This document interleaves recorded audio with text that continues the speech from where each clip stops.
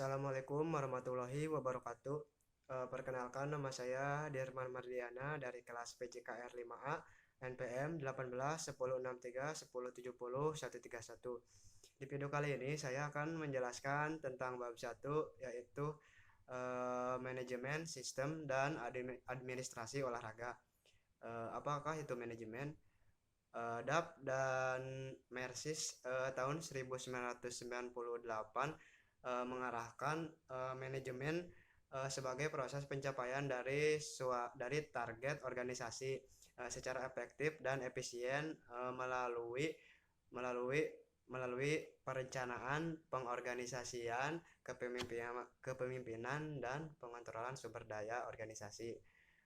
Harsey dan Blanchard 1982 dan Desanjo dan Robbins mengatakan manajemen yaitu bekerja atau bergerak dengan melalui perseorangan juga kelompok untuk menyelesaikan target organisasi. Istilah kata manajemen itu berasal dari bahasa Perancis yaitu manager yang berarti digunakan dengan hati-hati ataupun dalam bahasa Italia yaitu managero yang berarti mengendalikan. Nah, istilah-istilah tersebut itu digunakan sebagai pelatihan kuda atau juga pelatihan militer guna pelatihan tersebut mementingkan suatu organisasi itu tersendiri, di mana manajer berperan sebagai kreativitas serta bertindak kooperatif serta mementingkan sumber daya organisasi tersebut. Sebelumnya, apa itu manajer? Manajer adalah seseorang yang berperan aktif, khusus, dan merupakan bagian dari proses manajemen. Manajer tersebut berperan sebagai pengambil keputusan, perencanaan, juga mengorganisasikan staf-stafnya, serta mementingkan sumber daya organisasinya. Dia adalah seseorang yang berperan aktif atau menjadi panutan dalam organisasi tersebut. Kebanyakan orang awam mengetahui manajer itu hanya dari sepak bola saja, manajer sepak bola.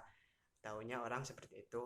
Nah, padahal manajer tersebut atau tersendiri ini eh, berbagai aspek eh, seperti guru pendidikan bisa disebut manajer karena dia di dalamnya bisa mengatur organisasi atau anak murid yang lainnya.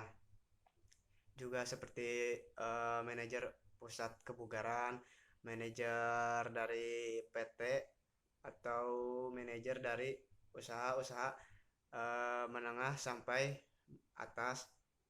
Nah, jadi manajer tersebut mempunyai peran yang aktif serta dia dapat memposisikan dirinya di mana saja, tetapi tidak melupakan tugas dia tersendiri. Nah, selanjutnya yaitu ada prinsip dan struktur organisasi, yaitu struktur manajemen organisasi harus dapat menjelaskan pendelegasian wewenang dan tanggung jawabnya untuk tujuan organisasi dapat dipenuhi secara efisien dan berhasil. Nah, manajemen harus mendelegasikan sebagian kewenangannya untuk individu yang ditetapkan secara jelas untuk menghindari tumpang tindih wewenang. Kebanyakan kewenangan formal terkonsentrasi pada atasnya saja, namun tumpul pada bagian bawahnya.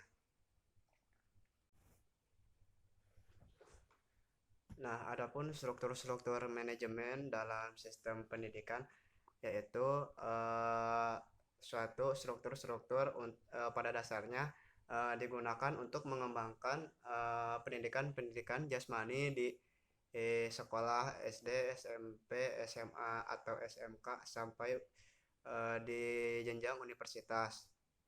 Eh, dalam hal ini eh, bisa disebut sebagai unit dari kegiatan atau yang dibentuk oleh pemerintah tersebut. Nah, eh, eh, organisasi ini tersebut bisa berdiri sendiri atau independen ataupun dari unit organisasi pemerintah tersebut.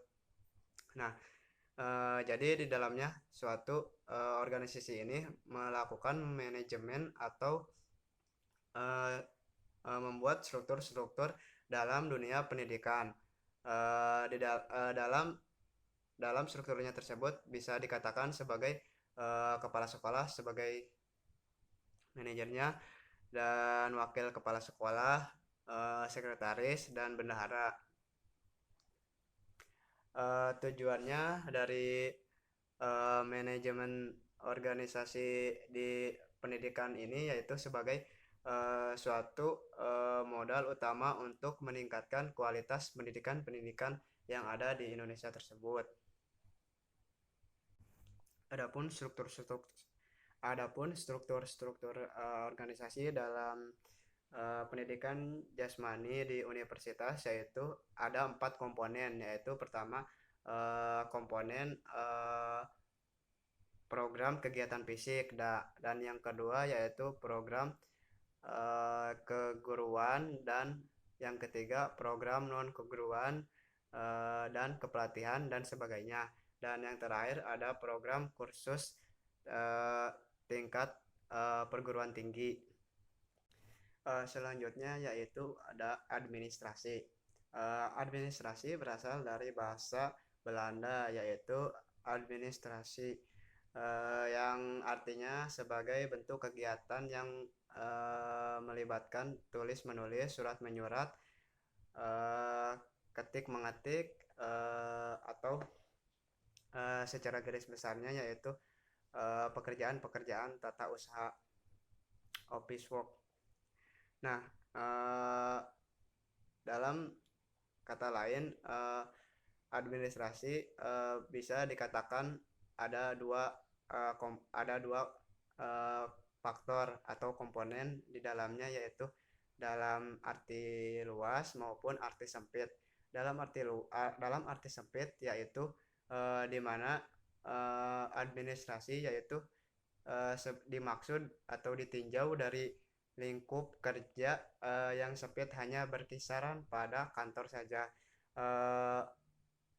Sedangkan dalam arti luas yaitu di mana pertama yaitu melibatkan proses, kedua melibatkan fungsi dan tugas, dan yang terakhir ada keperanatan atau institusi.